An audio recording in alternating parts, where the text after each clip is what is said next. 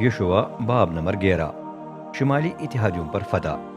جب حصور کے بادشاہ یابین کو ان واقعات کی خبر ملی تو اس نے مدون کے بادشاہ یوباب اور سمرون اور اکشاب کے بادشاہوں کو پیغام بھیجے۔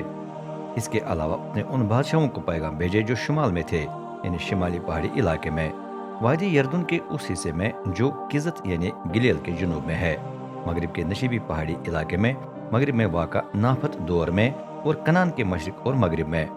یابے نے اموریوں، ہتیوں، پھرزیوں، پہاڑی علاقے کے یبوسیوں اور ہرمون پہاڑ کے دامن میں واقع ملک مصفا کے ہیویوں کو بھی پیغام بھیجے۔ چنانچہ یہ اپنی تمام فوجوں کو لے کر جنگ کے لیے نکلے۔ ان کے آدمی سمندر کے ساحل کی ریت کی مانند بے شمار تھے۔ ان کے پاس متعدد گھوڑے اور رتھ بھی تھے۔ ان تمام بادشاہوں نے اسرائیل سے لڑنے کے لیے متحد ہو کر اپنے خیمے میرون کے چشمے پر لگا دیے۔ رب نے یشوع سے کہا، ان سے مت ڈرنا، کیونکہ کل اسی وقت تک میں نے ان سب کو ہلاک کر کے اسرائیل کے حوالے کر دیا ہوگا۔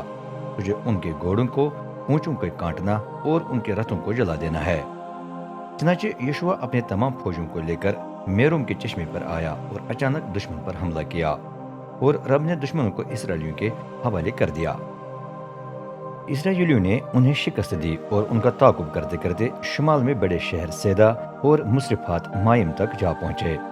اسی طرح انہوں نے مشرق میں وادی مصفا تک بھی ان کا تعاقب کیا۔ آخر میں ایک بھی نہ بچا۔ رب کی ہدایت کے مطابق یشوع نے دشمن کے گھوڑوں کی کونچوں کو کٹوا کر اس کے رتھوں کو جلا دیا۔ شمالی کنان پر قبضہ۔ پھر یشوع واپس آیا اور حصور کو اپنے قبضے میں لے لیا۔ حصور ان تمام بادشاہتوں کا صدر مقام تھا جنہیں انہوں نے شکست دی تھی۔ اسرائیلیوں نے شہر کے بادشاہ کو مار دیا اور شہر کے ہر جاندار کو خدا کے حوالے کر کے ہلاک کر دیا، ایک بھی نہ بچا۔ پھر یشوع نے شہر کو جلا دیا۔ اسی طرح یشوع نے ان باقی بادشاہوں کے شہروں پر بھی قبضہ کر لیا جو اسرائیل کے خلاف متحد ہو گئے تھے۔ ہر شہر کو اس نے رب کے خادم موسیٰ کے حکم کے مطابق تباہ کر دیا۔ بادشاہوں سمیت سب کچھ نیست کر دیا گیا، لیکن یشوع نے صرف حصور کو جلایا۔ پہاڑیوں پر کے باقی شہروں کو اس نے رہنے دیا۔ لوٹ کا جو بھی مال جانوروں سمیت ان میں پایا گیا اسے اسرائیلیوں نے اپنے پاس رکھ لیا، لیکن تمام باشندوں کو انہوں نے مار ڈالا اور ایک بھی نہ بچنے دیا، کیونکہ رب نے اپنے خادم موسیٰ کو یہی حکم دیا تھا، اور یشوع نے سب کچھ ویسا ہی کیا جیسے رب نے موسیٰ کو حکم دیا تھا۔ یوں یشوع نے پورے کنان پر قبضہ کر لیا۔ اس میں پہاڑی علاقہ، پورا دشت نجب، جشن کا پورا علاقہ، مغرب کا نشیبی پہاڑی علاقہ، وادی یردن اور اسرائیل کے پہاڑ ان کے دامن کی پہاڑیوں سمیت شامل تھے۔ اب یشوع کی پہنچ جنوب میں سعیر کی طرف بڑھنے والے پہاڑ خلق سے لے کر لبنان کے میدانی علاقے کے شہر بعل جد تک تھی، جو ہرمون پہاڑ کے دامن میں تھا۔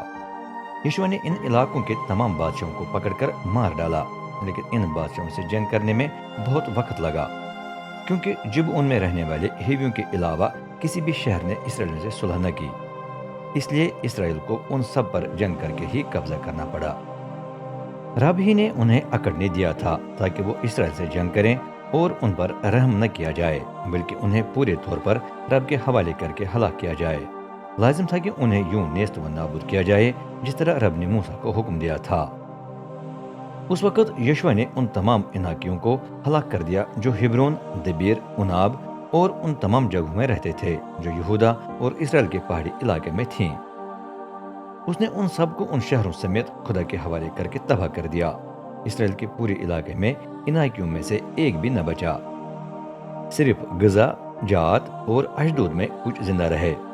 غرض یشوع نے پورے ملک پر یوں قبضہ کیا جس طرح رب نے موسیٰ کو بتایا تھا۔